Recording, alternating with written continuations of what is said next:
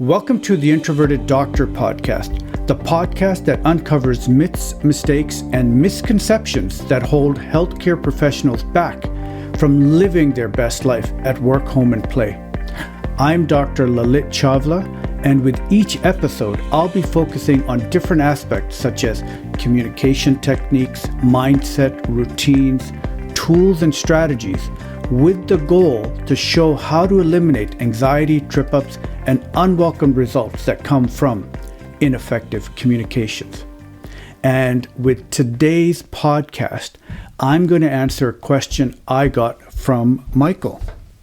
And his question is, how do you create the momentum and excitement of daily changes and not lose that sense of newness when you first start making that change? Sometimes it seems hard to be enthusiastic about the day-to-day changes I'm making, even though I know why I need to do it and how to do it. Now, that's a great question, Michael. And that scenario is really quite a common thing that happens, and something that is happening right now in the season we're in.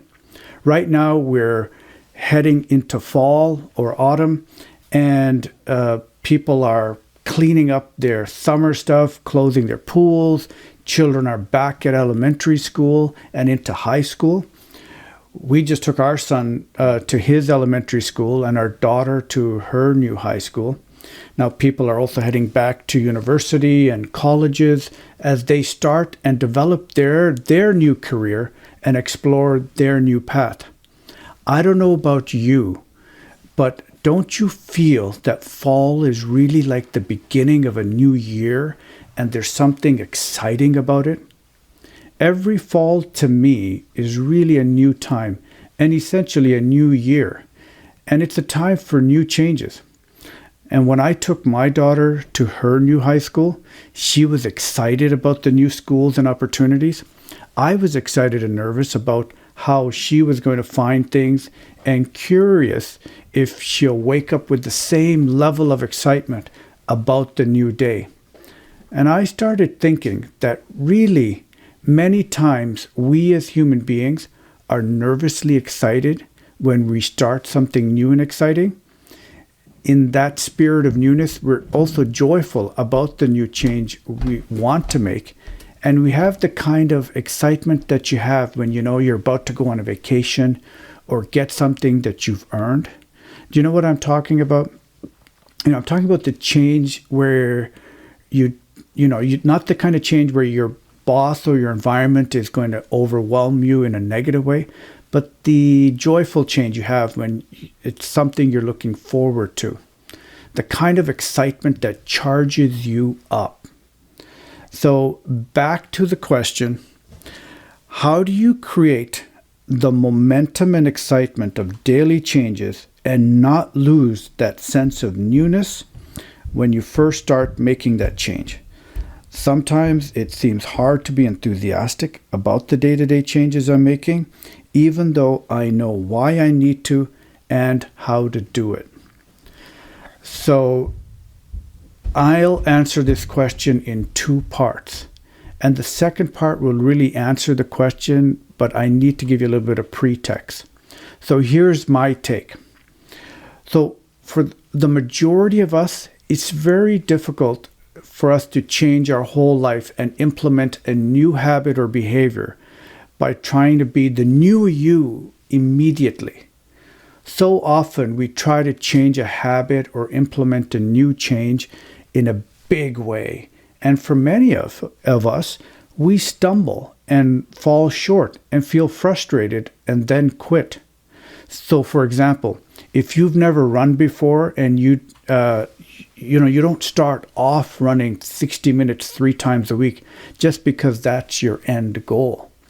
If you're trying to quit eating poorly and you try to eat 100% healthy all the time, you'll feel miserable unless you have a great meal regimen, support, and structure.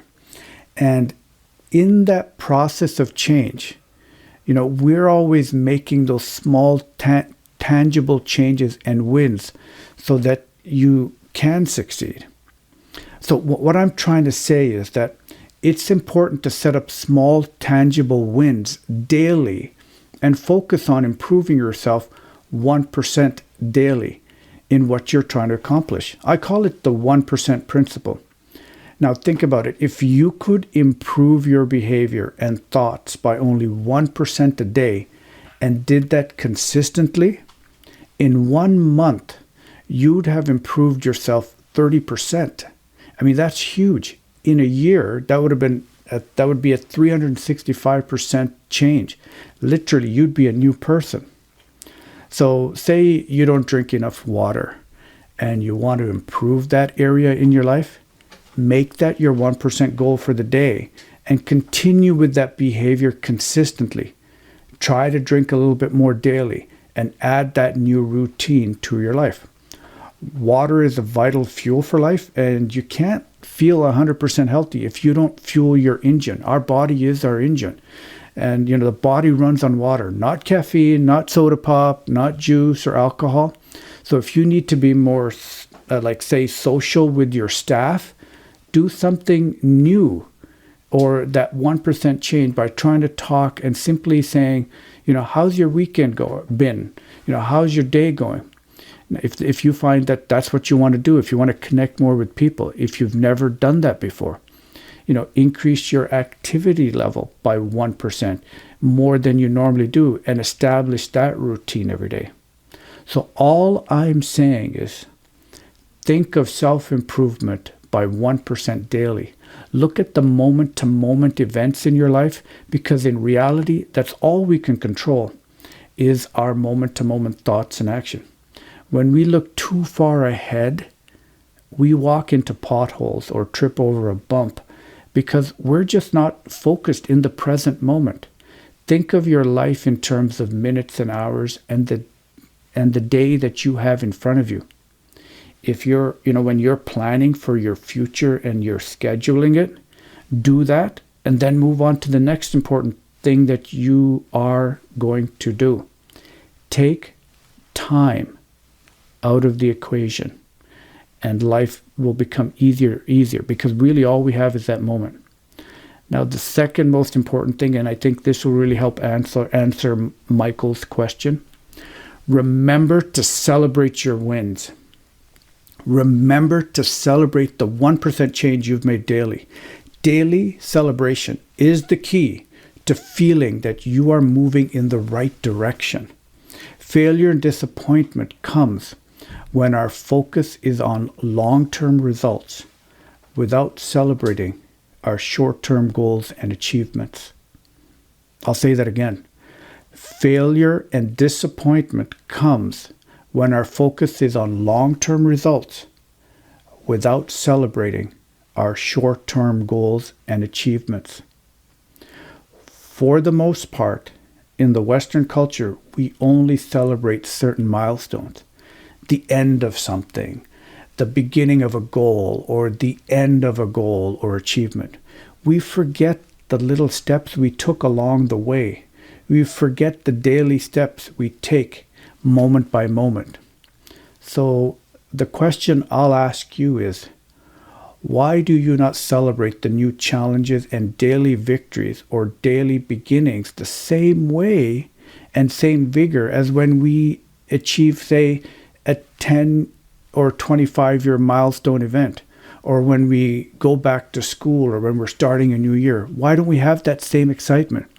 Why do we wait for birthdays to celebrate people and not do it on a consistent basis, daily? Why do we live in a culture of limited celebration. And I really believe that impedes our ability to grow and improve on a daily basis. So what I'm really getting at is that we need to celebrate our wins on a daily basis, no matter how big or small they are, especially when it comes to changing something that we want to change or create in our own lives, especially once we know why we want to make that change. We can try big changes, but for most people, it won't last. Even if they're highly motivated, that motivation can wear off if they don't have the support systems and structure in place. If you have that, then that's awesome. But even then, I'm sure you're celebrating your daily successes. But remember, for the vast majority of people, change happens at small levels. Remember the 1% change principle and add that new way of thinking and celebrate your little wins, because the road to success is built with one step at a time. Thank you so much for listening. I would love to hear what your 1% daily goal and celebration and the way you celebrate, and what is it you're working on? I mean, how do you celebrate? I hope this podcast served you in some way, and if you've enjoyed listening to this podcast, please share with a friend or a colleague and subscribe to us on Apple Podcasts, Spotify, or your favorite podcast app. And please don't forget to leave a rating. I know it seems like a small thing, but it really makes a difference in terms of helping others find this podcast. I'm Dr. Lalit Chawla, and thank you so much for listening. Let's together make a greater, more effective community and inspire people to live with greater harmony, joy, and magic in their lives. Tell me what you liked about this podcast and what you'd like to hear in the future episodes. Have a super day, and we'll see you next week.